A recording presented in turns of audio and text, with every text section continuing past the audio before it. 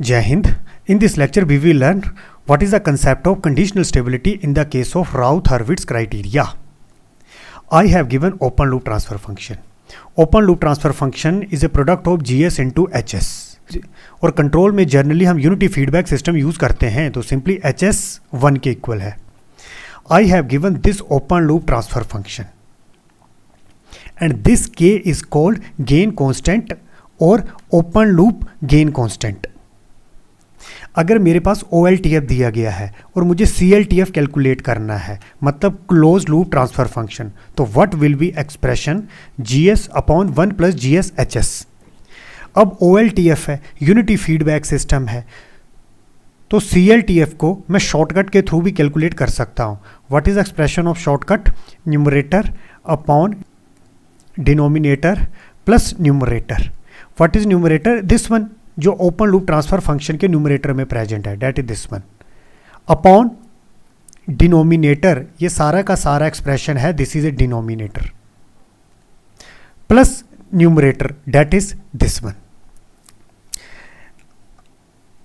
अब अगर मैं 1 प्लस GS HS को 0 के बराबर इक्वेट करता हूं, it will act as a characteristic equation.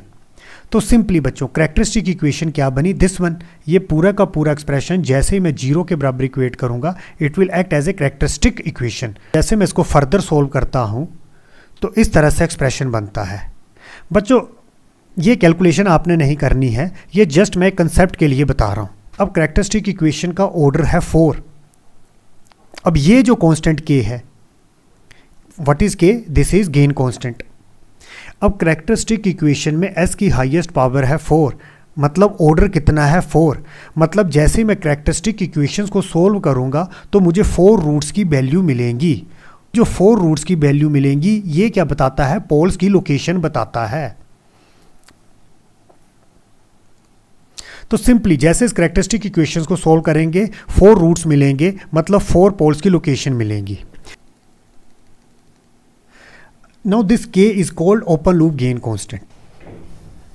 अब बच्चों अगर इस K को मैं वेरी करता हूं तो रूट्स की वैल्यू में चेंज होगा. रूट्स की वैल्यू में चेंज मतलब पोल की लोकेशन चेंज होगी. K की जिस रेंज के लिए सिस्टम मेरा स्टेबल रहे या फिर मार्जिनली स्टेबल रहे, उसको बोला जाता है कंडीशनल स्टेबिलिटी. मतलब K की जिस रेंज के लिए सिस्टम कंप्लीट स्टेबल कब होगा? अब यहां पर ऑर्डर है 4. जब चारों के चारों पोल LHP में लाई करें. K की जिस रेंज के लिए सारे के सारे पोल LHP में लाई करें या ज़्यादा से ज़्यादा सिस्टम हो जाए मार्जिनली स्टेबल. मार्जिनली स्टेबल मतलब फॉर एग्जांपल 2 पोल रहे LHP में और 2 पोल चले गए इमेजिनरी एक्सिस में. अब इस केस में सिस्टम होगा मार्जिनली स्टेबल. K की जिस रेंज के लिए सिस्टम स्टेबल रहे या फिर मार्जिनली स्टेबल रहे, उसको बोला जाता है conditional stability. If the system is stable under certain condition और for a certain range of variable. और सर्टेन रेंज ऑफ वेरिएबल क्या है? यहां पर K की जिस रेंज के लिए सिस्टम मेरा रहे स्टेबल, उसको बोला जाता है कंडीशनली स्टेबल सिस्टम. अब बच्चों जैसे जैसे K की वैल्यू को वेरी करेंगे, कंट्रोल सब्जेक्ट में 3 स्टेट होती हैं, stable state, marginally stable state, unstable state. Marginally stable state क्या होता है? ये स्टेबल स्टेट और अनस्टेबल स्टेट के बीच की एक बाउंड्री होता है. क्या हमेशा स्टेबल स्टेट और अनस्टेबल स्टेट के बीच में मार्जिनली स्टेबल स्टेट रहेगी? बच्चों ये जरूरी नहीं होता. इसको मैं एक एग्जांपल से समझाता हूं. फॉर एग्जांपल मेरे पास एक सिस्टम है और मैंने लिया S plane, this is sigma and this is J omega, और मेरे पास टोटल पोल्स हैं 5. किसी सिस्टम के ट्रांसफर फंक्शन में जो टोटल पोल्स हैं वो है 5. मैं K की वैल्यू को इंक्रीज़ करता जाता हूं, तो जैसे जैसे K को इंक्रीज़ करते जाएंगे पोल की लोकेशन चेंज होती रहेगी.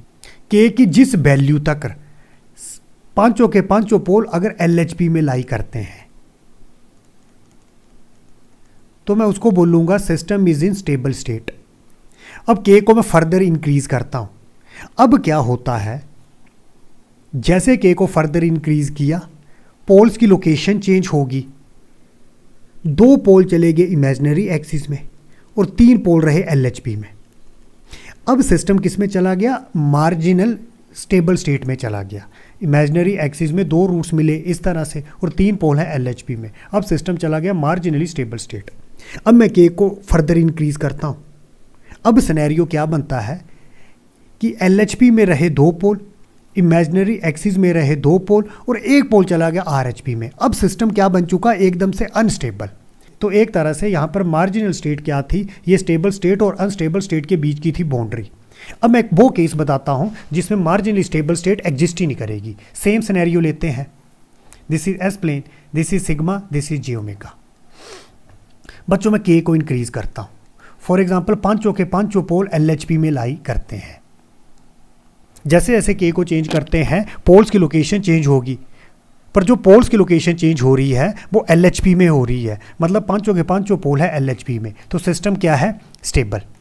अब मैं K को फर्दर इंक्रीज करता हूँ। पर बच्चों अब सिनेरियो किस तरह से बना, LHP में रहा 1 पोल और बाकी 4 पोल इमेजिनरी एक्सिस में इस तरह से चले गए। मतलब इमेजिनरी एक्सिस में रिपीटेड पोल्स मिल गए। अब सिस्टम चला गया अनस्टेबल स्टेट में। मतलब यहाँ पर मार्जिनली स्टेबल स्टेट नहीं मिली। मतलब जैसे जैसे मैंने K को चेंज किया सिस्टम एकदम से स्टेबल स्टेट से अनस्टेबल स्टेट में चला गया। पर इस केस में क्या था, स्टेबल स्टेट और अनस्टेबल स्टेट के बीच में मार्जिनली स्टेबल स्टेट थी। यहाँ पर इमेजिनरी एक्सिस में कॉन्जुगेट पोल्स मिले, पर यहाँ पर इमेजिनरी एक्सिस में रिपीटेड कॉन्जुगेट पोल्स मिले। तो एक तरह से यहाँ पर मार्जिनली स्टेबल स्टेट अब्सेंट हो गई। बच्चों मैं इसको समराइज करता हूँ। जर्नली कंट्रोल सब्जेक्ट में मार्जिनली स्टेबल स्टेट हमेशा स्टेबल स्टेट और अनस्टेबल स्टेट के बीच में एग्जिस्ट करती है। पर मैं क्या ऐसा बोल सकता हूँ कि हमेशा ये एग्जिस्ट करेगी? बच्चों मैं ऐसा नहीं बोल सकता। कभी कभी होता है कि मार्जिनली स्टेबल स्टेट एग्जिस्ट ही नहीं करती स्टेबल स्टेट और अनस्टेबल स्टेट के बीच में। कभी कभी ऐसा होता है कि मार्जिनली स्टेबल स्टेट और अनस्टेबल स्टेट के बीच में एग्जिस्ट ही नहीं करती है। बच्चों इस न्यूमेरिकल को देखते हैं। मेरे पास एक कैरेक्टरिस्टिक इक्वेशन दी है और ये कैरेक्टरिस्टिक इक्वेशन 4th ऑर्डर की है। एस की हाईएस्ट पावर है 4 और यहाँ पर ये K मेंशन है। This K is called gain constant. अब इस क्वेश्चन में मुझे 3 बातें कैलकुलेट करनी है। What is first thing, find the range of open loop gain K for a close loop system to stable. मतलब मुझे K की वो रेंज कैलकुलेट करनी है जिसके कारण क्लोज लूप सिस्टम स्टेबल बन जाए। Second point, find the value of open loop gain K to produce sustained oscillation in the system and find the corresponding frequency of oscillation। इसका मतलब है K की वो वैल्यू कैलकुलेट करनी है जिसके कारण सिस्टम में लगातार ऑसिलेशंस मिले। और सिस्टम में लगातार ऑसिलेशंस कब मिलती हैं, जब 2 पोल चले जाते हैं इमेजिनरी एक्सिस में। मतलब एक तरह से सिस्टम हो जाता है मार्जिनली स्टेबल। मुझे K की वो वैल्यू कैलकुलेट करनी है जिसके कारण सिस्टम में लगातार ऑसिलेशंस मिले। मतलब सिस्टम चला जाए मार्जिनली स्टेबल स्टेट में। और साथ में ये जो ऑसिलेशंस हैं मुझे इसकी फ्रीक्वेंसी भी कैलकुलेट करनी है। इसकी फ्रीक्वेंसी को बोला जाता है omega n, that is undamped natural frequency. और थर्ड पार्ट में मुझे कैलकुलेट करना है find the value of K so that system become marginally stable. K की वो वैल्यू कैलकुलेट करनी है जहां पर सिस्टम मार्जिनली स्टेबल रहेगा। अब सिस्टम मार्जिनली स्टेबल कब बन सकता है, अगर इमेजिनरी एक्सिस में इस तरह से पोल मिले तो मैं बोलूँगा सिस्टम मार्जिनली स्टेबल है। या फिर ओरिजिन में 1 पोल मिले और बाकी के पोल LHP में लाई करें तो भी सिस्टम किस में रहता है, मार्जिनली स्टेबल स्टेट में।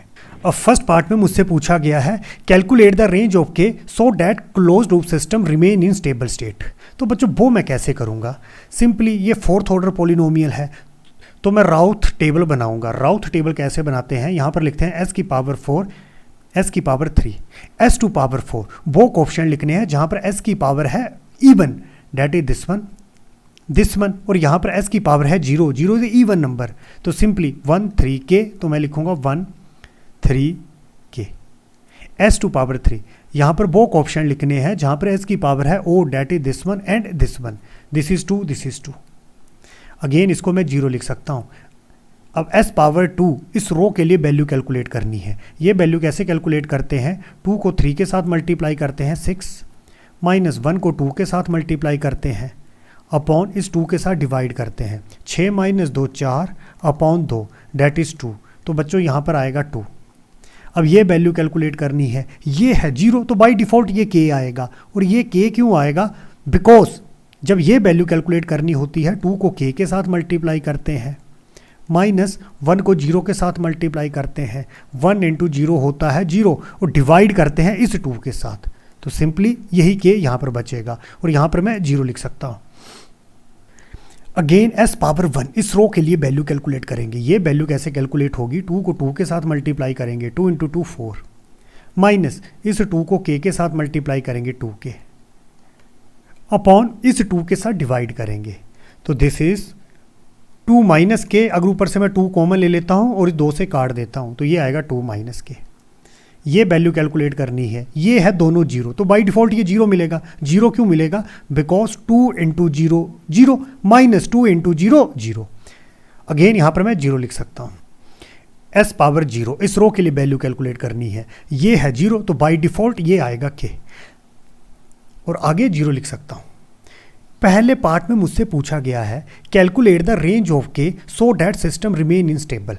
अब बच्चों ये सिस्टम स्टेबल कब रहेगा, जब चारों के चारों पोल्स LHP में लाई करेंगे, मतलब कोई भी पोल RHP में नहीं जाना चाहिए और साथ में कोई भी poles as a conjugate imaginary axis में नहीं जाना चाहिए और कोई भी पोल ओरिजिन में नहीं जाना चाहिए, तभी ये सिस्टम रहेगा स्टेबल। अब ये कब पॉसिबल है, राउथ एरे में क्वेश्चन को मैंने 2 पार्ट में डिवाइड किया था। एक होता था नॉर्मल केस, सेकंड होता था स्पेशल केस, और 2 तरह के स्पेशल केस होते थे, special case 1, special case 2। Special case 1 में क्या होता था, किसी रो में फर्स्ट एलिमेंट 0 होता था और बाकी एलिमेंट नॉन 0 होते थे। स्पेशल केस 2 में क्या होता था, राउथ टेबल की सारी रो कंप्लीट 0 बन जाती थी। अब बच्चों स्पेशल केस में सिस्टम या तो अनस्टेबल रहता था या फिर मार्जिनली स्टेबल रहता था, मतलब उसमें कभी भी सिस्टम स्टेबल नहीं रहता था। सिस्टम स्टेबल कब रहता था, नॉर्मल केस में सिस्टम स्टेबल रहता था। तो सिंपली ये जो सिस्टम है इसको मुझे नॉर्मल केस में कन्वर्ट करना पड़ेगा।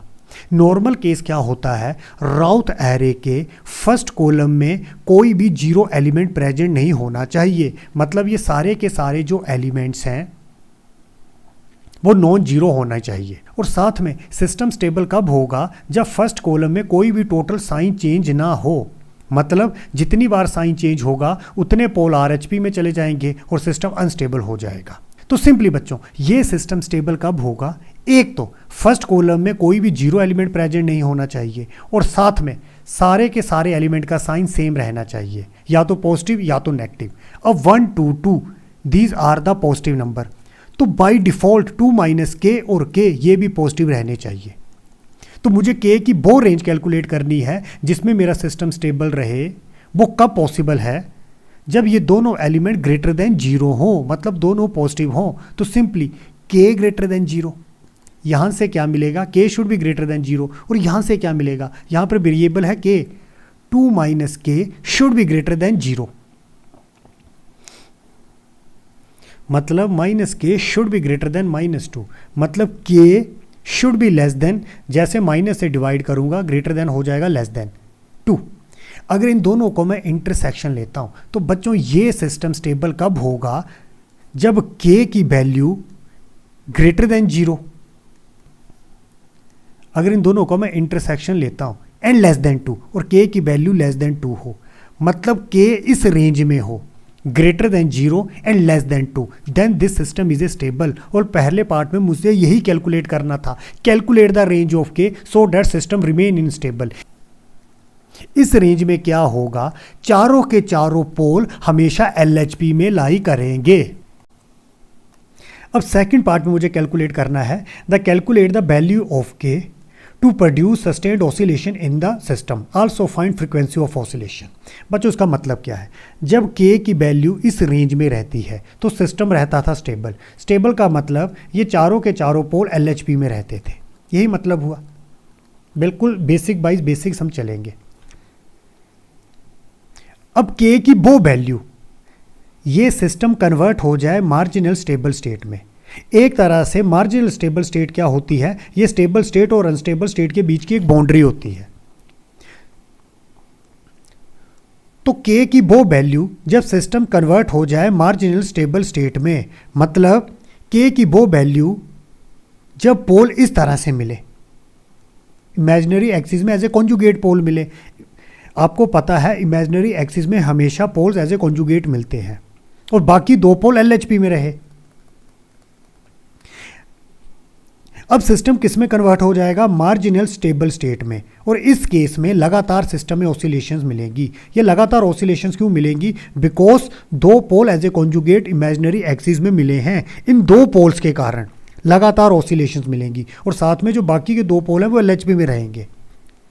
अब ये जो ऑसिलेशंस हैं, इस क्वेश्चन में मुझे इन ऑसिलेशंस की फ्रीक्वेंसी कैलकुलेट करनी है। तो बच्चों वो कैसे करेंगे? सिस्टम स्टेबल रहा जब K वेरी किया फ्रॉम 0 to 2। अगर K की वैल्यू मैं ले लेता हूं 2, मार्जिनल स्टेबल स्टेट क्या है? एक तरह से बाउंड्री है between stable state and unstable state. अगर मैं K की वैल्यू ले लेता हूं 2, तो मैं इसको बोलूंगा K max is equal to 2। इस केस में क्या होगा? अब ये जो सिस्टम है स्टेबल स्टेट से मार्जिनल स्टेबल स्टेट में चला जाएगा। और ऐसा क्यों होगा बच्चों? जैसे K की वैल्यू मैंने ली 2, ये वैल्यू लेनी है अपर वैल्यू। जैसे K की वैल्यू ली 2, ये ऑर्डरो कंप्लीट 0 बन जाएगी। जैसे K की वैल्यू 2 ली, 2 - 2 0 0 0, ये ऑर्डरो कंप्लीट 0 बन चुकी है। और ये एक तरह से स्पेशल केस 2 है। स्पेशल केस 2 में क्या होता था? ऑर्डरो कंप्लीट 0 बन जाती थी। जैसे ही ऑर्डरो कंप्लीट 0 बनती थी तो उस टाइम पे हम ऑक्सिलरी इक्वेशन बनाते थे। तो ऑक्सिलरी इक्वेशन कैसे बनाएंगे? A ऑफ S, ये ऑर्डरो कंप्लीट 0 बनी है तो इसको कैसे लिखेंगे? 2 × S⁻² प्लस K, और S की पावर 2 कम करनी है, मतलब S की पावर 0, और वो क्या होता है 1। अब K की वैल्यू कितनी लेनी है बच्चों? 2। ये ऑक्सिलरी इक्वेशन कब बनेगी? जब ये ऑर्डरो कंप्लीट 0 बनेगी। और ये ऑर्डरो कंप्लीट 0 कब बनेगी? जब K की वैल्यू लेंगे 2। तो ऑक्सिलरी इक्वेशन बनी 2S² प्लस K, और ये K क्या है? 2 के इक्वल। तो एक तरह से ऑक्सिलरी इक्वेशन क्या है? 2S² plus 2। अब मैं इस ऑक्सिलरी इक्वेशंस के रूट्स कैलकुलेट करूंगा। रूट्स कैसे कैलकुलेट करते हैं? आपको पता है AS को 0 के बराबर इक्वेट कर देते हैं। तो सिंपली ये क्या बनेगा? 2S² plus 2 is equal to 0। 2S² is equal to -2। 2 एक दूसरे को कैंसिल करेंगे तो S² इज इक्वल टू -1। तो S is equal to plus minus square root of -1, और ये किसके इक्वल बनेगा? Plus minus square root of -1 होता है J और 1। तो दो रूट्स मिले। एक रूट कहां पर मिला? J1 पे। दूसरा रूट कहां पर मिला? -J1 पे। बच्चों एक तरह से क्या हुआ? जैसे K की वैल्यू ली 2, ये ऑर्डरो कंप्लीट 0 बन चुकी। जैसे ही ऑर्डरो कंप्लीट 0 बनती है तो हमें क्या इंफॉर्मेशन मिलती है? Few roots are symmetrical about origin. Few roots मतलब 2, ऑक्सिलरी इक्वेशन का ऑर्डर था 2 roots are symmetrical about origin. उन रूट्स की मैंने एग्जैक्ट वैल्यू कैलकुलेट की तो उस टाइम पे 2 रूट्स मिले J1 - J1, और ये दोनों रूट्स सिमेट्रिकल अबाउट ओरिजिन है। अब 4 पोल थे, 2 पोल चले गए इमेजिनरी एक्सिस में, बाकी 2 पोल कहां पर रहेंगे? वो LHP में रहेंगे। और वो LHP में क्यों रहेंगे बच्चों? वो भी मैं तुम्हें बता देता हूं। यहां पर मैंने बनाई थी auxiliary equation. This is auxiliary equation. Auxiliary equation के आगे स्टेप क्या होता है? इसका हम डिफरेंशिएशन करते हैं। किया है ना मैं पिछले लेक्चर में। ऑक्सिलरी इक्वेशन का with respect to ds differentiation करते हैं। जैसे इसका डिफरेंशिएशन करेंगे तो एक तरह से d/ds ऑफ AS क्या बनेगा? 4s plus 0। इसका डिफरेंशिएशन आएगा 4s प्लस 0, 2 का डिफरेंशिएशन 0। अब ये जो 0 था इसको किससे रिप्लेस करते थे हम? इस 4 के साथ। और यहाँ पर क्या मिलना था? ये K ही मिलना था, बिकॉज ये 0। अब अगर मैं फर्स्ट कॉलम में टोटल साइन चेंज देखता हूँ तो बच्चों सारे के सारे एलिमेंट हैं पॉजिटिव। ये भी पॉजिटिव, ये भी पॉजिटिव, ये भी पॉजिटिव, प्लस 4 ये भी पॉजिटिव, और K क्या लिया है? 2, ये भी पॉजिटिव। मतलब कोई भी पोल RHP में नहीं जाएगा तो बाकी के पोल कहाँ पर रहेंगे? LHP में। तो इसीलिए अगर कॉन्जुगेट पोल यहाँ पर मिले तो बाकी 2 पोल कहाँ पर रहेंगे? LHP में। अब एग्जाम में आपको ये डिफरेंशिएशन करने की नीड नहीं है।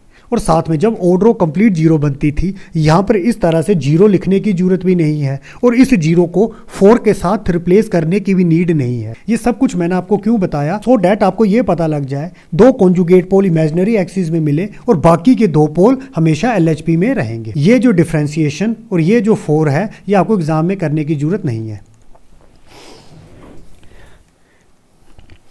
तो सिंपली बच्चों दो पोल मिले इमेजिनरी एक्सिस में और बाकी के दो पोल है एलएचपी में, तो यहाँ पर कंटिन्यूस ऑसिलेशंस मिलेंगी और ये ऑसिलेशंस किसके कारण मिलेंगी? इन दो कॉन्जुगेट पोल्स के कारण। अब मुझे इन ऑसिलेशंस की फ्रीक्वेंसी कैलकुलेट करनी है बच्चों, वो बहुत ईजी है। वो मैं कैसे कैलकुलेट करूंगा? Put S is equal to J omega. S एक तरह से क्या होता है? Sigma plus J omega. पर इमेजिनरी एक्सिस में जब ये कॉन्जुगेट पोल्स मिले, इमेजिनरी एक्सिस में सिग्मा पार्ट होता है 0, वहां पर केवल जे ओमेगा पार्ट प्रेजेंट होता है, तो सिंपली सिग्मा हो जाएगा 0। तो मैं क्या करूंगा? Put S is equal to J omega. तो इस एस में मैंने पुट कर देना है j omega is equal to plus minus J1। अब अगर मैं इन दोनों को कंपेयर करता हूं तो ओमेगा इज इक्वल टू 1। हमेशा फ्रीक्वेंसी पॉजिटिव लेनी है, नेगेटिव नहीं लेनी है, रेडियन पर सेकेंड। यही मुझसे पूछा गया था। फाइंड द वैल्यू ऑफ के to produce sustained oscillation in the system. तो के की वैल्यू आई 2 और ये 2 क्या होगी? ये जो अपर बाउंड्री है, जो जैसे के की वैल्यू 2 मिली तो उस केस में दो पोल्स कॉन्जुगेट एक्सिस में मिलेंगे तो लगातार ऑसिलेशंस मिलेंगी और उन ऑसिलेशंस की फ्रीक्वेंसी क्या होगी? This 1 radian per second. अब बच्चों यहाँ पर पूछा गया था के की वो वैल्यू कैलकुलेट करनी है जहाँ पर ऑसिलेशन मिले। मैंने ये सिलेक्ट कर दी मैक्सिमम वैल्यू। क्या ये सिनेरियो हमेशा एप्लीकेबल होगा? लगभग 100% क्वेश्चन में ये सिनेरियो एप्लीकेबल होगा। लगभग मोर देन 99% क्वेश्चन में यही सिनेरियो एप्लीकेबल होगा। पर क्या ये कंडीशन 100% ट्रू है? बच्चों ये 100% ट्रू नहीं है। ये कंडीशन कब एप्लीकेबल होती है? जब स्टेबल स्टेट और अनस्टेबल स्टेट के बीच में मार्जिनल स्टेबल स्टेट मिले। अगर स्टेबल स्टेट और अनस्टेबल स्टेट के बीच में मार्जिनली स्टेबल स्टेट नहीं रहेगी तो उस केस में के मैक्सिमम 2 के केस में ऑसिलेशन नहीं मिलेंगी। अब थर्ड पार्ट में मुझे कैलकुलेट करना है find the value of k so that system become marginally stable. अब बच्चों मार्जिनली स्टेबल स्टेट कैसे मिल सकती है? अगर इमेजिनरी एक्सिस में दो पोल इस तरह से मिले एज ए कॉन्जुगेट और दो पोल रहे एलएचपी में, अगर पोल इस तरह से मिलेंगे तो कंटिन्यूस ऑसिलेशंस मिलेंगी। या फिर मार्जिनली स्टेबल की अनदर कंडीशन होती है अगर पोल मिले ओरिजिन में और साथ में बाकी के 3 पोल, इस सिस्टम के 4 पोल थे और बाकी के 3 पोल कहाँ रहने चाहिए?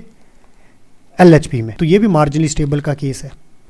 तो एक तरह से जब के की वैल्यू हमने सेलेक्ट की थी ये 2, तो सिस्टम किस में चला गया था? मार्जिनली स्टेबल स्टेट में। मार्जिनली क्या होता है? एक तरह से बाउंड्री होता है बिटवीन स्टेबल एंड अनस्टेबल। और मैंने थोड़ी देर पहले आपको बताया था ये जरूरी नहीं है कि हमेशा स्टेबल स्टेट और अनस्टेबल स्टेट के बीच में मार्जिनल स्टेबल स्टेट रहेगी। जैसे के की वैल्यू 2 ली तो ये केस बना। और अब दूसरा केस मार्जिनली स्टेबल स्टेट के लिए क्या है? अगर पोल चला जाए ओरिजिन में और साथ में बाकी के पोल एलएचपी में रहने चाहिए, आरएचपी पे नहीं जाना चाहिए। तो बच्चों उसको कैसे चेक करना है? तो उसके लिए मैं आपको कुछ रूल बताऊंगा। आपने क्या करना है, अगर s2 पावर 0 इसके सामने k का फंक्शन प्रेजेंट है तो इसको 0 के बराबर इक्वेट कर देना है।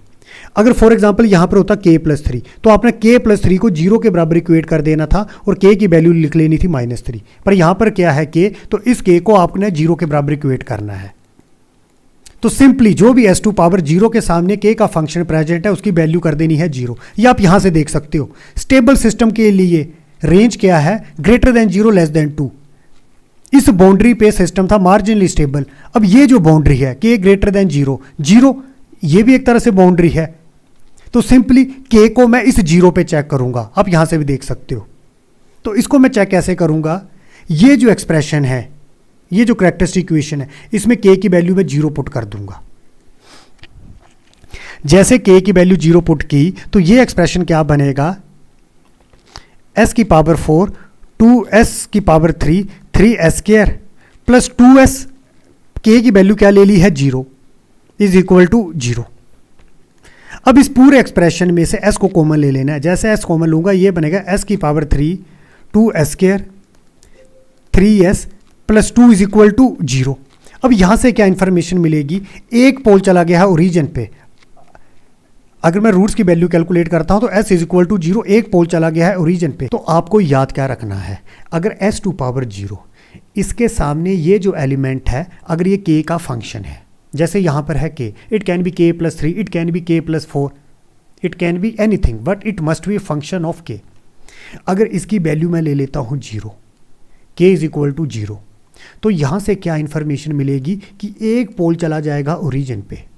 और ऐसा मैंने क्यों बोला? जैसे k की वैल्यू मैं लेता हूं 0 और जैसे ये 0 मैं यहां पर पुट करता हूं तो ये एक्सप्रेशन क्या बन जाएगा, दिस वन। के की वैल्यू क्या है, 0। ये एक्सप्रेशन बना दिस वन। यहाँ से मैं एस कॉमन ले सकता हूँ, इनसाइड ब्रैकेट ये एक्सप्रेशन बनेगा, एक रूट निकल गया, एस इज इक्वल टू 0। तो यहाँ से मुझे क्या इन्फॉर्मेशन मिली, एक पोल चला गया ओरिजिन पे। तो सिंपली बच्चों, if the first element of last S to power 0 row is function of K that is this one, अगर इसकी वैल्यू मैं 0 लेता हूं तो यहां से क्या इंफॉर्मेशन मिलेगी, it gives information one pole goes to origin. अब कैरेक्टरिस्टिक इक्वेशन का ऑर्डर था 4, एक पोल चला गया ओरिजिन पे। क्या ये मैं बोल सकता हूं कि सिस्टम मार्जिनली स्टेबल है? बच्चों मैं नहीं बोल सकता सिस्टम मार्जिनली स्टेबल है। ये सिस्टम मार्जिनली स्टेबल कब रहेगा, जब एक पोल ओरिजिन में है और बाकी के 3 पोल LHP में लाई करने चाहिए।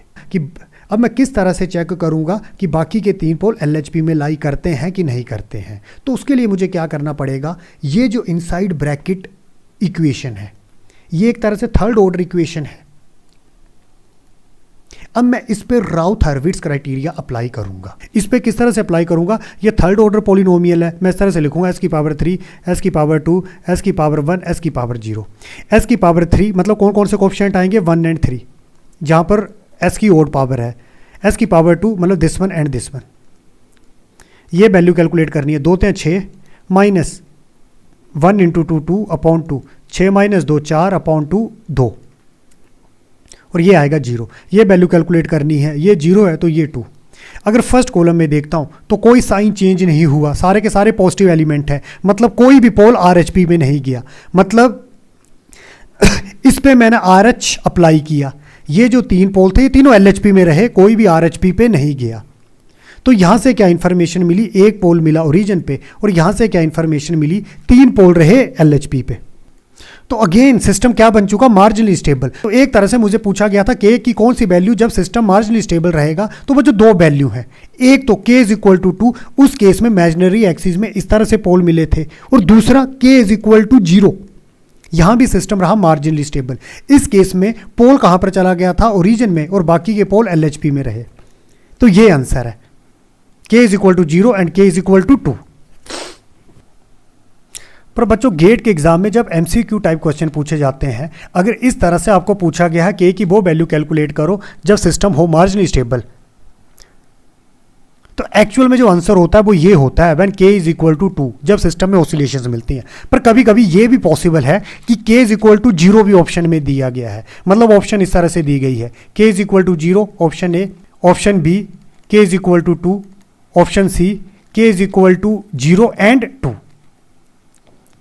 और मुझे बताना है कि k की कौन सी वैल्यू के लिए सिस्टम मार्जिनली स्टेबल है, तो आपको ये टिक करना है। तो सिंपली अगर k की वो वैल्यू कैलकुलेट करनी है जब सिस्टम मार्जिनली स्टेबल रहता है, तो ये जो हायर वैल्यू है जहां सिस्टम स्टेबल रहता है, ये हायर वैल्यू क्या बताएगी, जब पोल्स चले जाते हैं इमेजिनरी एक्सिस में, यहां पर ऑसिलेशंस मिलेंगी, और ये लोअर वैल्यू ये आपको चेक करनी है। इसको देख के आप नहीं बोल सकते कि सिस्टम मार्जिनली स्टेबल होगा, वो आपको चेक करना पड़ेगा। यह आप किस तरह से याद रख सकते हो, अगर s टू पावर 0 इसके सामने अगर k का फंक्शन प्रेजेंट है, उसको 0 के बराबर इक्वेट कर देना है, और ये किसके इक्वल होगा, जो ये रेंज होगी इसी के इक्वल होगा। अगर यहां पर for example by default k+2 होता तो स्टेबिलिटी की रेंज कहां से कहां तक रहनी थी, तो यहां पर बाय डिफॉल्ट बच्चों -2 आना था। इस तरह से आगे एक मैं क्वेश्चन डिस्कस आपसे करूंगा। अब एक और बात, अगर एग्जाम में मुझसे पूछा गया है कि सिस्टम होना चाहिए मार्जिनली स्टेबल और मुझे k की वैल्यू कैलकुलेट करनी है, तो किन क्वेश्चन में मुझे k इक्वल टू 0 पे चेक करना है, मैं वो बता देता हूं। k इज इक्वल टू 0 क्या बताएगा, ये वो कंडीशन जब पोल ओरिजिन पे जाता है। फॉर एग्जांपल अगर ट्रांसफर फंक्शन इस फॉर्म में दिया गया है, अब एक जो ट्रांसफर फंक्शन है वो इस फॉर्म में दिया गया है CS/RS, और दूसरा ट्रांसफर फंक्शन पॉलिनोमियल फॉर्म में दिया गया है, और मुझसे पूछा गया है मुझे k की वो वैल्यू कैलकुलेट करनी है जिसके कारण सिस्टम रहे मार्जिनली स्टेबल। तो बच्चों अभी हमने कैलकुलेट किया k इज इक्वल टू 2 पे ये क्या रहेगा, मार्जिनली स्टेबल, ये भी k इज इक्वल टू 2। अब क्या k 0 पे चेक करना है कि नहीं करना है, मैं वो बताने लगा। अब जैसे इस क्वेश्चन में दिया गया है ट्रांसफर फंक्शन, अगर k की वैल्यू में 0 ले लेता हूं तो ये ट्रांसफर फंक्शन ही खत्म हो जाएगा। जैसे k की वैल्यू 0 पुट करता हूं तो ये ऊपर की टर्म हो जाएगी 0 और ये हो जाएगा 0। जैसे ऊपर की टर्म 0 होगी तो एक तरह से ट्रांसफर फंक्शन ही खत्म हो जाएगा। तो इसको मैं k इज इक्वल टू 0 पे चेक नहीं करूंगा, तो ये सिस्टम हमेशा मार्जिनली स्टेबल रहेगा k इज इक्वल टू 2 पे। और इसी तरह से यहाँ पर पॉलिनोमियल फॉर्म दी गई थी, मतलब डायरेक्टली एक तरह से कैरेक्टरिस्टिक इक्वेशन दी गई थी। अगर मैं k 0 पुट करता तो ये जो पॉलिनोमियल है ये ख़त्म नहीं होता, केवल यही टर्म 0 होनी थी, ये सारी की सारी टर्म प्रेजेंट रहनी थी। तो इस क्वेश्चन को आपको k 0 पे चेक करना है। इसी तरह से अगर यहाँ पर इस तरह से दिया होता k + 9 और मुझसे पूछा गया कि मुझे k की वो वैल्यू बतानी है जब सिस्टम रहे मार्जिनली स्टेबल, 2 पे तो दोनों रहेंगे और इसको 0 पे भी चेक करेंगे, बिकॉज जब मैं 0 पुट करता हूँ तो ये पॉलिनोमियल ख़त्म नहीं होता। इस केस में क्या इसको k 0 पे चेक करेंगे, तो आपने ट्रांसफर फंक्शन में k की वैल्यू 0 ले लेनी है। जैसे मैं 0 करता हूँ, ये 0 ये 0, अब ट्रांसफर फंक्शन कंप्लीट 0 नहीं हुआ, तो इस क्वेश्चन को आपको एट ए k = 0 पे भी चेक करना है। The second question, the open loop transfer function of unity gain negative feedback system is given by this one. What is OLTF? GS into HS. Here HS is 1 because we have given unity feedback system. और control subject में generally unity feedback system use होता है। We have to calculate two things. Calculate the range of K for the system to become always remain in a stable state when the stability of a closed loop system is concerned. Simply मुझे OLTF दिया गया है, मुझे K की वो range calculate करनी है जिसके कारण क्लोज लूप सिस्टम स्टेबल रहे। Second, determine the value of K such that corresponding closed loop system becomes marginally stable. Also calculate the frequency of oscillation. तो सिंपली मुझे K की वो वैल्यू कैलकुलेट करनी है जब stable system marginally stable system में convert हो जाए, और उस टाइम जो ऑसिलेशंस मिलेंगी मुझे उन ऑसिलेशंस की फ्रीक्वेंसी कैलकुलेट करनी है। This is OLTF. What is open loop transfer function? GS into HS. I have to calculate close loop transfer function. तो what is close loop transfer function in the case of unity negative feedback system? GS/1 + GS HS. HS है 1। अब again बच्चों OLTF मेरे पास दिया गया है, HS है 1, मुझे CLTF चाहिए, तो मैं शॉर्टकट लगा सकता हूँ। What is shortcut? Numerator upon denominator plus numerator. What is numerator? जो OLTF का न्यूमरेटर है डेट इज K, डिनोमिनेटर ये जो पूरा का पूरा एक्सप्रेशन है, plus numerator that is this one. अब अगर मैं डिनोमिनेटर पार्ट को 0 के बराबर इक्वेट करता हूं, it will act as a characteristic equation. इस क्वेश्चन में मुझे K की वो रेंज कैलकुलेट करनी है जिसके कारण क्लोज लूप सिस्टम स्टेबल रहे।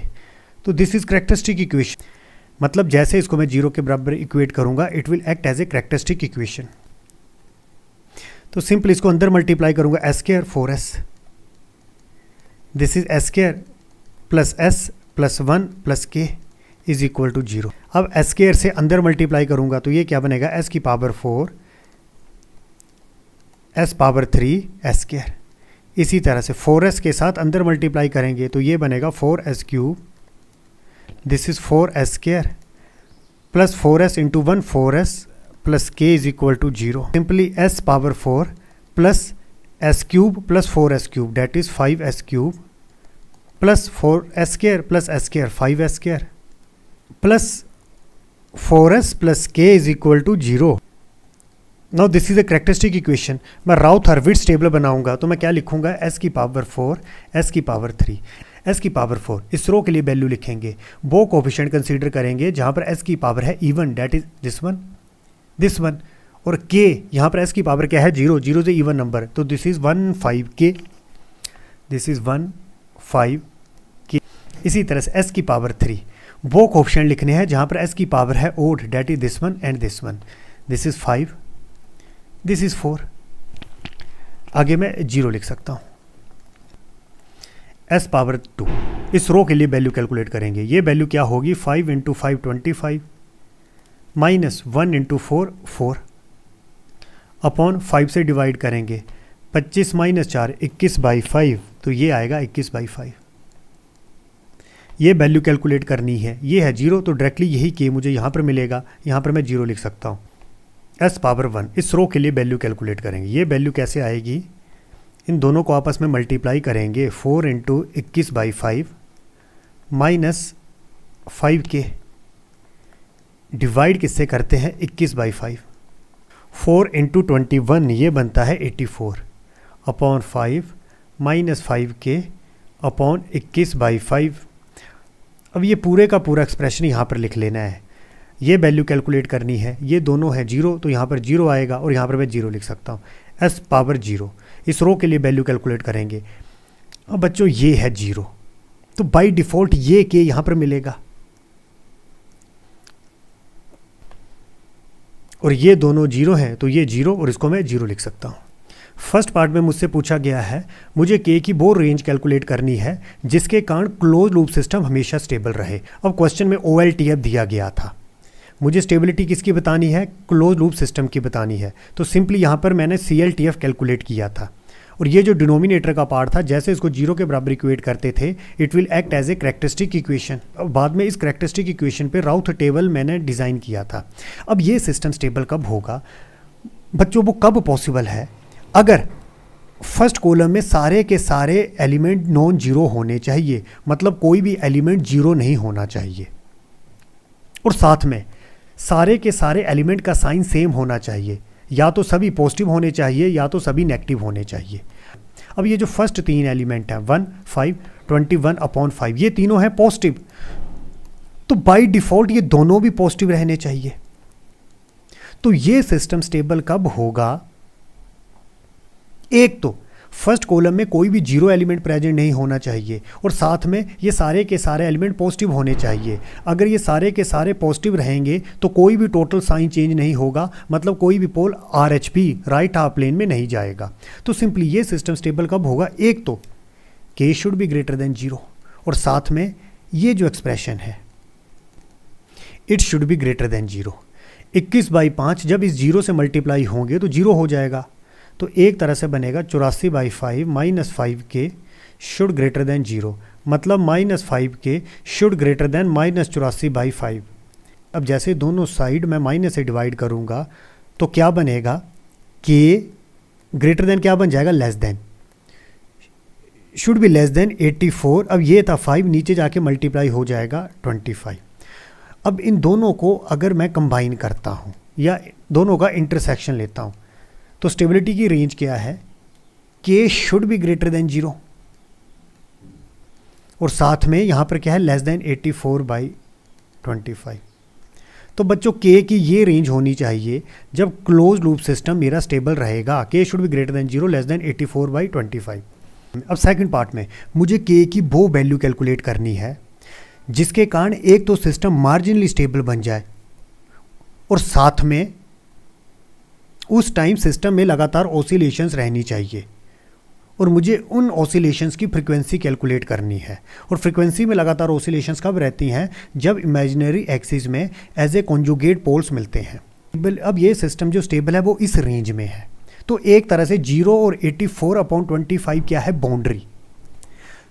तो अगर मैं k मैक्स सेलेक्ट करता हूँ, k मैक्स, तो ये k मैक्स क्या होगा, एक तरह से 84/25 इस रेंज के अंदर है सिस्टम स्टेबल। तो अगर मैं इस बाउंड्री पे चला जाता हूँ, ये जो हाईएस्ट वैल्यू है तभी लिखा k मैक्स, तो एक तरह से यहाँ पर सिस्टम क्या रहेगा, मार्जिनली स्टेबल, और साथ में यहाँ पर सिस्टम में लगातार ऑसिलेशंस मिलेंगी। और ऐसा क्यों होता है, जैसे k की वैल्यू ली 84/25, ये जो ओड रो है ये कंप्लीट जीरो बन जाएगी। और ये कंप्लीट जीरो कैसे बनेगी, ये एलिमेंट क्या है 84/5 माइनस 5, k की वैल्यू मैंने क्या ली है, दिस वन 84/25 अपॉन 21/5, 5 5 25, 84/5 माइनस 84/5 ये बन जाएगा 0। तो बच्चों जैसे k की वैल्यू 84/25 लेंगे ये ओड रो कंप्लीट जीरो बन जाएगी,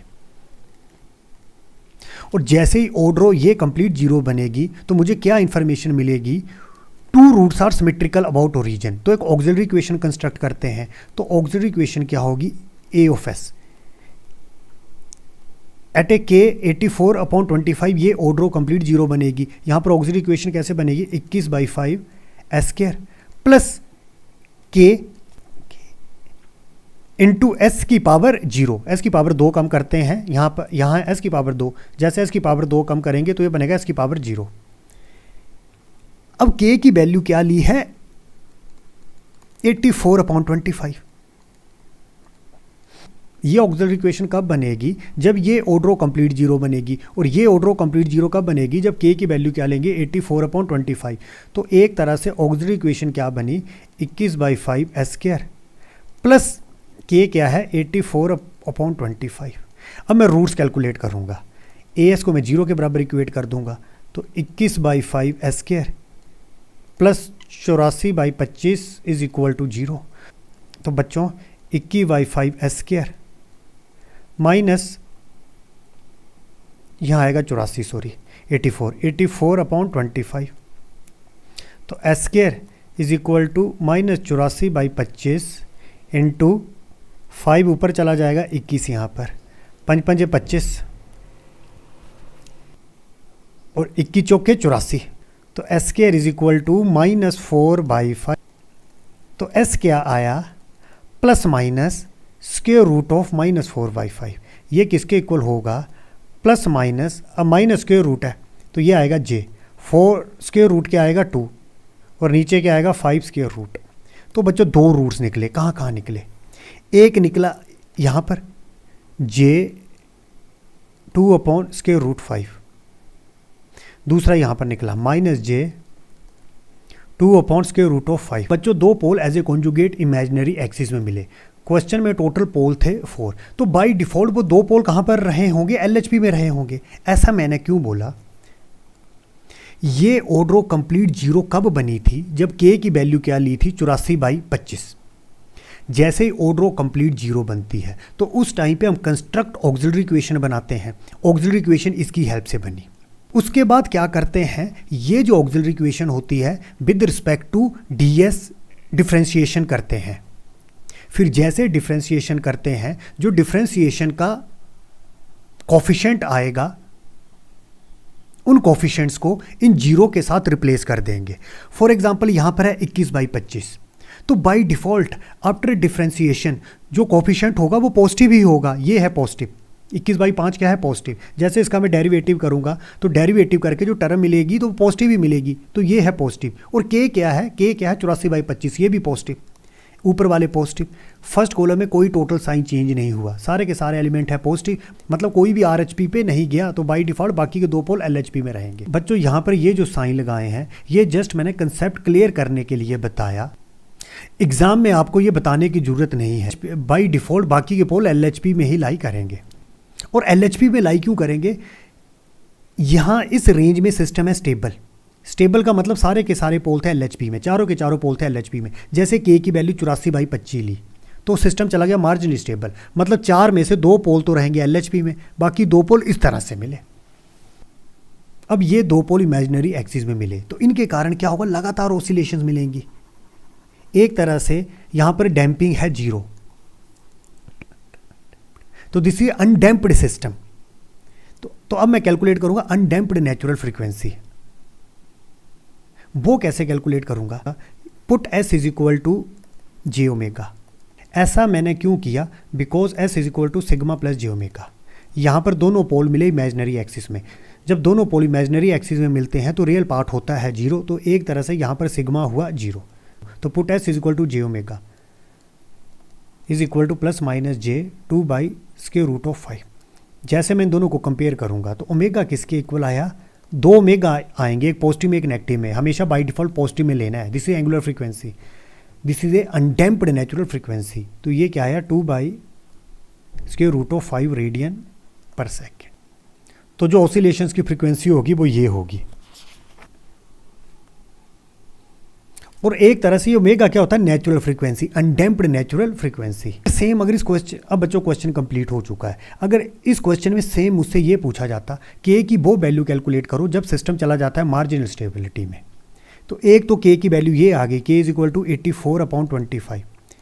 इस केस में क्या हुआ? 2 पोल इस तरह से मिले और सिस्टम में लगातार ऑसिलेशंस मिली और हमने उन ऑसिलेशंस की फ्रीक्वेंसी कैलकुलेट कर दी।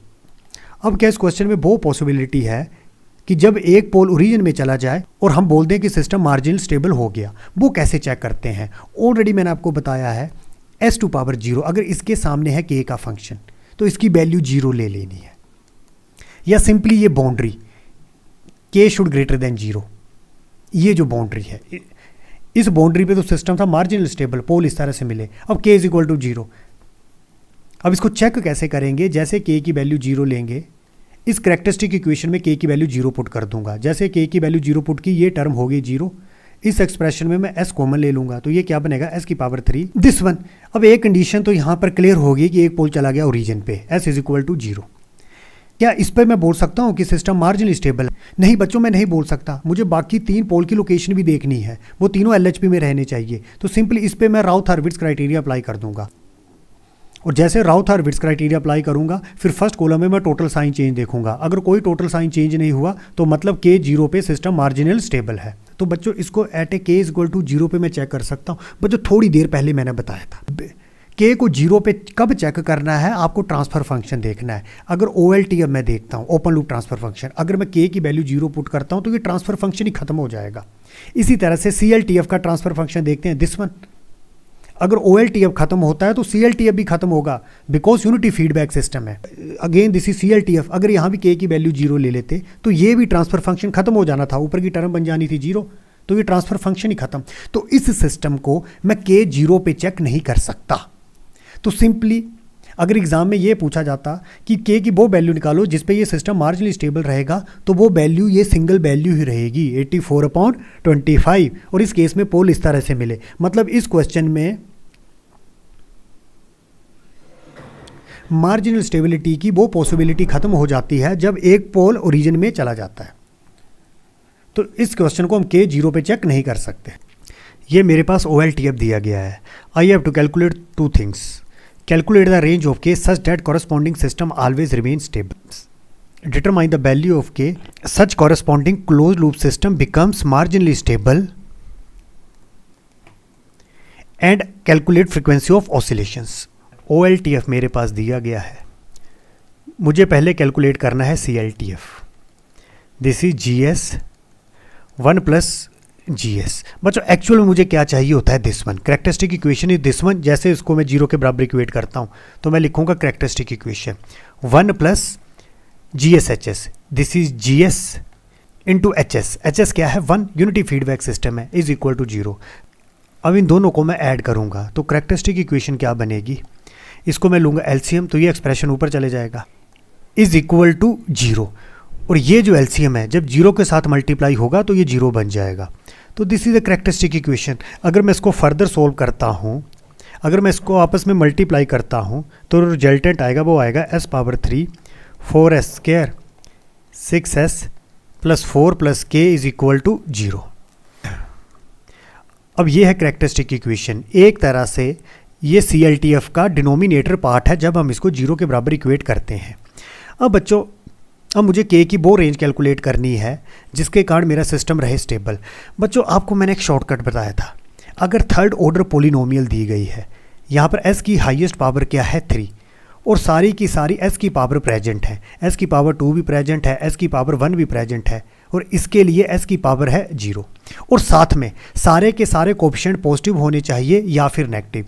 जैसे s की पावर 3 ये कोफिशिएंट है पॉजिटिव, s की पावर 2 4 ये कोफिशिएंट है पॉजिटिव, s इसका कोफिशिएंट 6 ये है पॉजिटिव, और s की पावर 0 डैट इज़ ये जो कोफिशिएंट है 4 प्लस k ये भी पॉजिटिव होना चाहिए, शुड बी ग्रेटर देन 0, मतलब k should be greater than -4। Already जब मैंने नॉर्मल केस के क्वेश्चन राउथ-हर्विट्ज़ में डिस्कस किए थे, वहाँ मैंने एक शॉर्टकट बताया था। अगर थर्ड ऑर्डर पॉलिनोमियल हो और साथ में सारे के सारे कोफिशिएंट पॉजिटिव होने चाहिए या फिर नेगेटिव होने चाहिए, जैसे ये पॉजिटिव ये पॉजिटिव ये पॉजिटिव और ये भी पॉजिटिव होना चाहिए। ये पॉजिटिव कब होगा? When 4 plus k should be greater than 0, k should be greater than -4।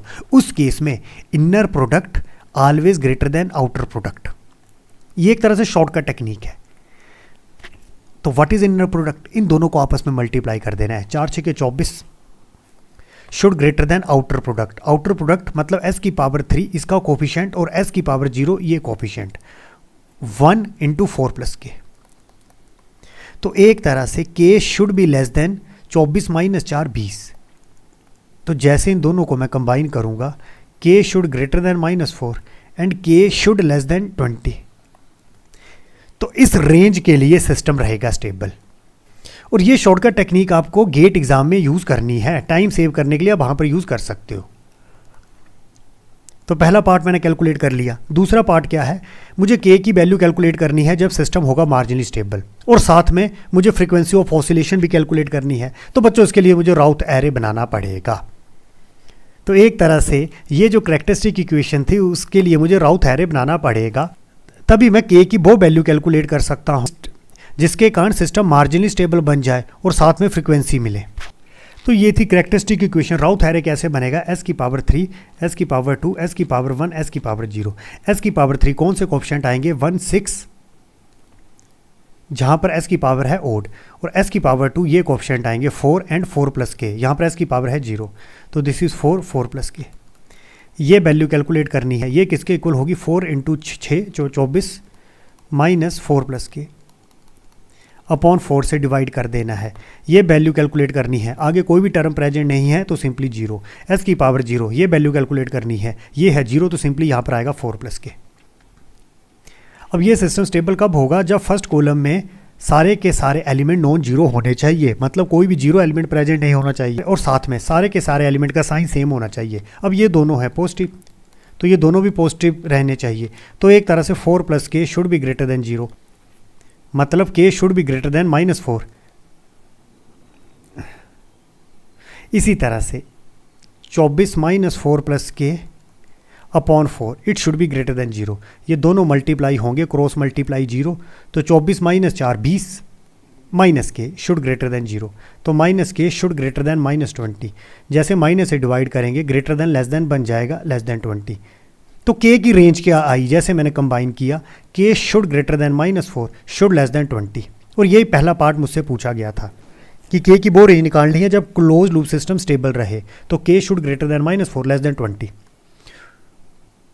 और शॉर्टकट से भी यही रिजल्ट आया था। पर शॉर्टकट कब लगता है, जब थर्ड ऑर्डर पॉलिनोमियल दिया हो और साथ में सारे के सारे कोएफिशिएंट पॉजिटिव या फिर नेगेटिव होने चाहिए, मतलब ये जो कोएफिशिएंट है इनका साइन सेम रहना चाहिए। अब ये तीनों थे पॉजिटिव, तो बाय डिफॉल्ट ये भी पॉजिटिव रहना चाहिए था, तो इसीलिए लिख दिया 4 प्लस के शुड बी ग्रेटर देन 0।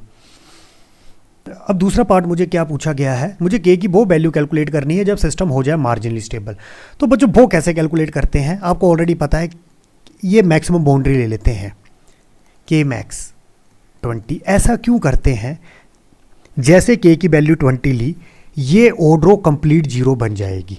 आप देख लो, के की वैल्यू 20 ली, 20 प्लस 4 24, 24 माइनस 24 0, तो ये ओड रो कंप्लीट 0 बन जाएगी। जैसे ओड रो 0 बनती है तो कंस्ट्रक्ट ऑक्सिलरी इक्वेशन, तो इस तरह से बनाते हैं 4s² प्लस 4 प्लस के, ये ऑक्सिलरी इक्वेशन है।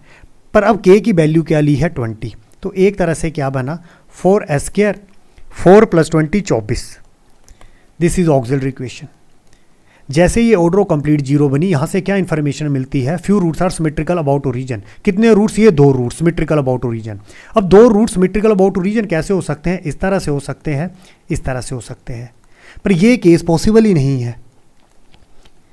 ये केस पॉसिबल क्यों नहीं है, बिकॉज फर्स्ट कॉलम में कोई भी साइन चेंज नहीं हुआ, ये पॉजिटिव, जब ये ओड रो कंप्लीट 0 बनी थी। तो इसकी हेल्प से हम ऑक्सिलरी इक्वेशन बनाते हैं, बाद में ऑक्सिलरी इक्वेशन का डिफरेंशिएशन करते हैं विद रिस्पेक्ट टू s। अब ये है पॉजिटिव, तो बाय डिफॉल्ट यहाँ पर जो 0 रिप्लेस होगी वो पॉजिटिव एलिमेंट से होगी, तो दिस इज पॉजिटिव, और 4 प्लस के है 20, 20 प्लस 4 24, तो ये भी पॉजिटिव, सारे के सारे पॉजिटिव, मतलब कोई भी पोल RHP पे नहीं जाएगा, तो ये पॉसिबिलिटी खत्म होगी, यही पॉसिबिलिटी आएगी, और ये वैल्यू मैं कैलकुलेट करूँगा। अब इन्हीं रूट्स की मैं एग्जैक्ट वैल्यू कैलकुलेट करूँगा, और वो मैं क्यों करूँगा, so that I can calculate frequency of oscillations। अब as को 0 के बराबर इक्वेट करूँगा, तो 4s² इज इक्वल टू -24, तो s² is equal to -6, s is equal to plus minus square root of -6, तो this is plus minus square root of minus है j and square root of 6। तो 2 roots कहाँ निकले, एक यहाँ पर आया j स्क्वायर रूट ऑफ 6, दूसरा -j स्क्वायर रूट ऑफ 6, बाकी 2 पोल LHB में लाई करेंगे। अब मुझे फ्रीक्वेंसी कैलकुलेट करनी है, तो बच्चों वो कैसे होती है, put s is equal to j omega. j omega put क्यों करेंगे, ये 2 पोल्स इमेजिनरी एक्सिस में मिलते हैं, यहाँ रियल पार्ट होता है 0, तो सिग्मा 0 होता है, तो s is equal to j omega. जैसे j ओमेगा पुट किया, जैसे मैं कंपेयर करूँगा तो ओमेगा आया square root of 6 radian per second, एक तरह से नेचुरल फ्रीक्वेंसी होती है, अनडैम्प्ड नेचुरल फ्रीक्वेंसी, जहाँ जीटा होता है 0, एक तरह से ये होता है ओमेगा एन। अब बच्चों यहाँ पर मुझे 2 पार्ट पूछे गए थे, ये तो मैंने कैलकुलेट कर दिया।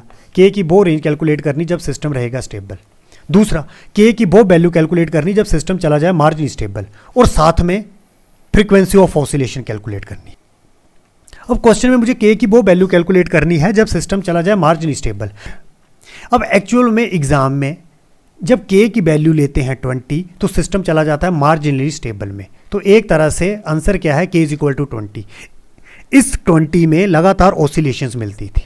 पर बच्चों गेट एग्जाम में ये भी पॉसिबल है कि ऑप्शन में के 20 नहीं दिया गया है, ऑप्शन इस तरह से दी गई है, ए इज इक्वल टू के 20 और या फिर एंड के इज इक्वल टू -4। इसका क्या मतलब है? अगर ऑप्शन इस तरह से दी गई हैं तो इसका क्या मतलब है बच्चों? आपको k इज इक्वल टू -4 पे भी चेक करना है। जब k की वैल्यू थी 20 तो यहाँ से क्या कंडीशन अराइज हुई थी, 2 पोल चले गए थे इमेजिनरी एक्सिस में, तो एक तरह से सिस्टम था मार्जिन स्टेबल। पर मार्जिनल स्टेबिलिटी की एक अनदर कंडीशन भी होती है, अगर पोल रहे ओरिजिन पे और बाकी पोल रहे LHP पे तो सिस्टम अगेन मार्जिनल स्टेबल रहता है। तो वो कैसे चेक करते हैं? ऑलरेडी बच्चों मैंने आपको पहले बताया है, s की पावर 0, इसके सामने अगर k का फंक्शन प्रेजेंट है। ये कंसेप्ट आपने गेट एग्जाम में लगाना है, और गेट एग्जाम में भी तभी लगाना है एक बार आप ऑप्शन चेक कर लेना। मतलब अगर इस तरह से पूछा गया है कि मुझे k की वैल्यू कैलकुलेट करो जब सिस्टम हो जाए मार्जिनली स्टेबल, और उस टाइम पे आपने ऑप्शन देखनी है, कुछ इस तरह से ऑप्शन भी आ रही हैं, तब आपको चेक करना है, नहीं तो k20 ही करेक्ट आंसर है। तो मैंने क्या बोला, s की पावर 0 4 + k, इसको आपको 0 के बराबर इक्वेट कर देना है। k इज इक्वल टू -4, या आप यहाँ से भी देख सकते हो, ये जो बाउंड्री मिली थी सिस्टम स्टेबल कब रहा, k greater than -4 less than 20। इस बाउंड्री पे जो पोल थे वो इमेजिनरी एक्सिस में मिले, तो जिसके कारण हमने फ्रीक्वेंसी कैलकुलेट की। अब ये जो बाउंड्री है, इस बाउंड्री पे मैं ये चेक करूंगा कि ऐसा तो नहीं है कि एक पोल ओरिजिन पे रहे और बाकी पोल LHP में रहे, तो भी सिस्टम क्या रहता है, मार्जिनली स्टेबल। तो k की वैल्यू -4 लेनी है, या फिर जो s की पावर 0, इसके सामने अगर k का फंक्शन प्रेजेंट है उसको 0 के बराबर इक्वेट कर देना है, k इज इक्वल टू -। फिर आपने चले जाना है कैरेक्टरिस्टिक इक्वेशन पे। जैसे k की वैल्यू -4 पुट करोगे, ये टर्म हो जाएगी 0।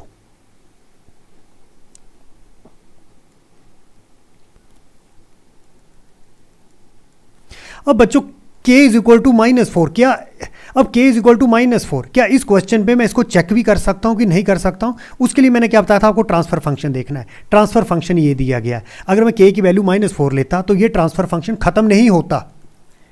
जैसे k की वैल्यू -4 ली, ये ट्रांसफर फंक्शन खत्म ही नहीं हुआ। तो इसका मतलब k -4 पे चेक करना है अगर मार्जिनल स्टेबिलिटी की कंडीशन पूछी गई, और वो भी तब अगर ऑप्शन में -4 मेंशन है।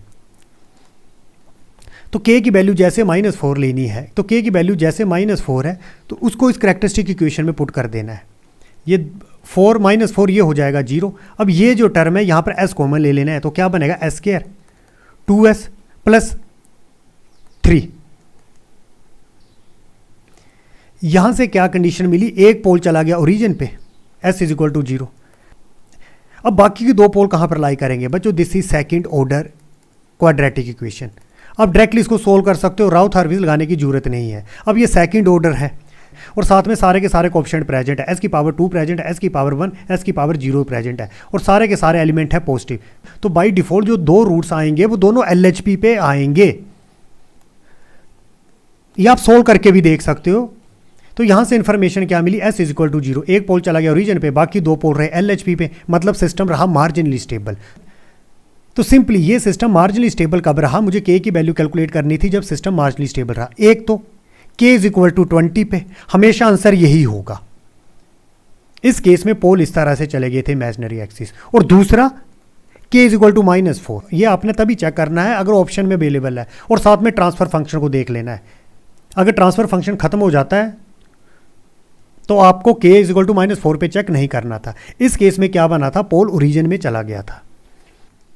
Last question, find the value of a. मुझे ए की वैल्यू कैलकुलेट करनी है। कंडीशन क्या दी गई है, at which a unity feedback system has a open loop transfer function, this one will have sustained oscillation at omega is equal to 2 radian per second. मुझे a की value calculate करनी है सो डैट सिस्टम लगातार oscillation generate करेगा और उन oscillation की frequency दी गई है 2 रेडियन पर सेकेंड। तो प्रोसीड कैसे करना है बच्चों, एक तरह से मुझे OLTF दिया गया है, तो पहले मुझे CLTF कैलकुलेट करना है। Which is equal to G S upon 1 plus ji S H S. H S क्या है? 1। This is unity feedback system. अगर इस डिनोमिनेटर टर्म को मैं 0 के बराबर इक्वेट करता हूँ, it will act as a characteristic equation. तो simply 1 plus ji s is this one, k times s plus 1 upon s cube a s square plus 2s plus 1 is equal to 0। इन दोनों को मैं add करूँगा। जैसे इन दोनों को add करूँगा तो ये होगा एलसीएम, ये पूरा का पूरा एक्सप्रेशन ऊपर चला जाएगा। s power 3 a s square 2s plus 1 plus this one के एस प्लस 1 इनटू, अब ये पूरा का पूरा एक्सप्रेशन होगा एलसीएम में। जैसे 0 के साथ क्रॉस मल्टीप्लाई होगा तो ये बन जाएगा 0। तो this is s power 3 a s square plus 2s plus 1 plus k s plus k is equal to 0। s power 3 plus a s power 2, इन दोनों में से कॉमन लूँगा s, तो ये क्या बनेगा 2 प्लस के एस, आगे क्या बचा 1 plus k is equal to 0। अब ये है कैरेक्टरिस्टिक इक्वेशन। इसके लिए राउथ टेबल बनाऊंगा तो लिखूंगा s power 3 s power 2। s power 3 वो कोफिशिएंट लिखने हैं जहाँ पर s की पावर है odd, that is this one and this one. This is 1 और इसका कोफिशिएंट है 2 प्लस के, इसको मैं लिख दिया k प्लस 2। s पावर 2 वो कोफिशिएंट लिखने हैं जहाँ पर s की पावर है even, that is this one, और इसके लिए s की पावर है 0, 0 से इवन नंबर, तो ये कोफिशिएंट है a and this is 1 plus के, डैट इज k प्लस 1। अब मैं कैलकुलेट करूंगा s पावर 1। ये वैल्यू कैसे कैलकुलेट होगी, इसको इसके साथ मल्टीप्लाई करेंगे a k प्लस 2 माइनस इसको इसके साथ मल्टीप्लाई करेंगे k प्लस 1, डिवाइड करेंगे a के साथ, तो ये बनेगा a k plus 2a minus k minus 1 upon a।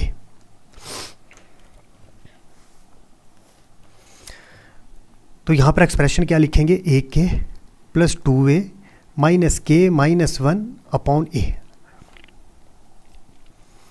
और यहां पर आएगा वैल्यू 0।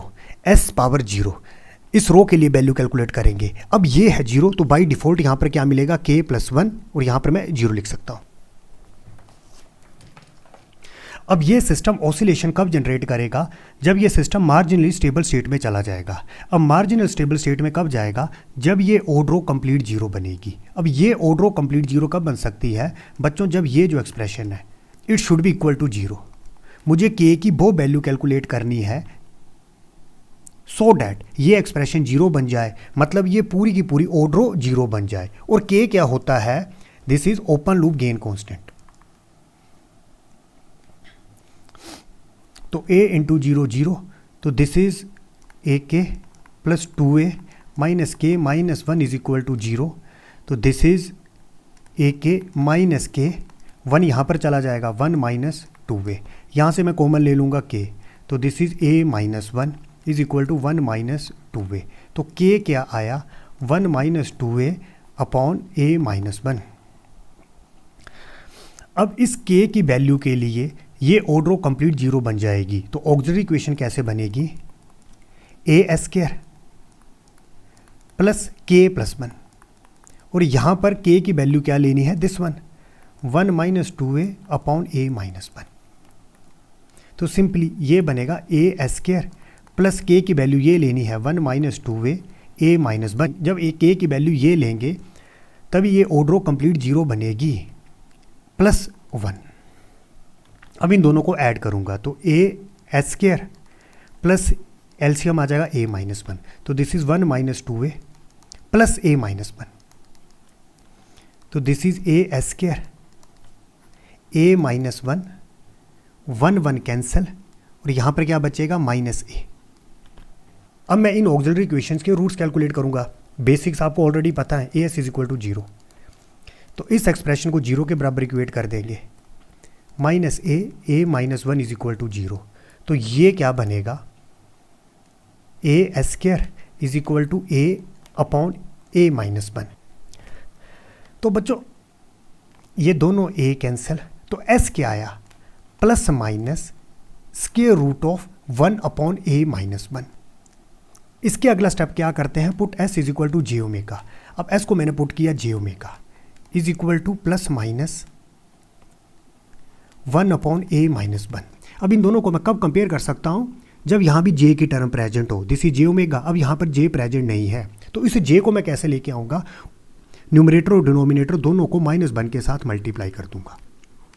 तो ये क्या बना, प्लस माइनस, ऊपर है -1, नीचे माइनस अंदर चला जाएगा तो -a+1, that is plus minus -1, नीचे आएगा 1 - a। अब इनसाइड ब्रैकेट है -1 स्क्वायर रूट। -1 स्क्वायर रूट किसके बराबर होता है, जे के बराबर। तो उसको मैं बाहर लेके आ जाऊंगा, j omega plus minus -1 square root क्या हो जाएगा, j, because square root of -1 is equal to j, और अंदर क्या बचेगा 1/1 - a। अब मैं दोनों को कंपेयर कर सकता हूँ। जैसे ही मैं कंपेयर करूंगा तो ओमेगा किसके बराबर है, ओमेगा हमेशा पॉजिटिव फ्रीक्वेंसी लेते हैं, स्क्वायर रूट ऑफ 1/1 - a। अब इस क्वेश्चन में जो ओमेगा है वो मुझे दिया गया है 2 रेडियन पर सेकेंड, मतलब जो ऑसिलेशन थी उनकी फ्रीक्वेंसी थी 2 रेडियन पर सेकेंड। तो यहाँ पर लिखा 2 1/1 - a, दोनों साइड स्क्वायर कर देना है, तो दिस इज 4 1/1 - a। तो दिस इज क्रॉस मल्टीप्लाई करो, 4 - 4a इज इक्वल टू 1, तो this is 3 is equal to 4a, a is equal to 3/4, तो दिस इज 0.75। तो दिस इज आंसर। तो मुझे ए की वैल्यू कैलकुलेट करनी थी जब सिस्टम में लगातार ऑसिलेशंस मिलनी थी और उन ऑसिलेशंस की फ्रीक्वेंसी रहनी थी 2 रेडियन पर सेकेंड, और ए कैलकुलेट किया हुआ 0.75।